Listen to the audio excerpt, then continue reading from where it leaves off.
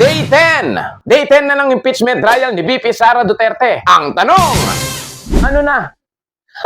10 araw nang lumipas, sunod-sunod na mga testimonya, mga dokumentong inaharap, at matitinding argumento mula sa prosecution at depensa. Ngunit ang pinakamahalagang tanong ay sapat na ba ang mga ito upang makabuo ng makatarungang desisyon? Sa unang 10 araw ng paglilitis, narinig natin ang iba't ibang panig ng kaso. Ipinakita ng prosecution ang mga ebidensya at testigong sa tingin nila ay sumusuporta sa mga artikulo ng impeachment. Samantala, ginit naman ng depensa na hindi sapat ang mga ito at hinamon ng kredibilidad at legalidad ang ilang ebidensya. Hanggang ngayon, wala pang siguradong hatol. Ang Senado ay patuloy na nakikinig, nagsusuri at nagtitimbang sa bawat detalye ng kaso. Ang kaso, gusto kong itanong sa inyong mga manonood, kung kayo ang senador judge, ano ang inyong batayan sa pagboto? Ang dami ba ng ebidensya o ang kalidad ng mga testimonya? O kailangan pa natin hintayin ang mga susunod na testigo bago makabuo ng konklusyon? At isa pang mahalagang tanong, ano man ang maging desisyon ng Senado, sa tingin ba ninyo, matatanggap ba ito ng sambayan ng Pilipino bilang makatarungan?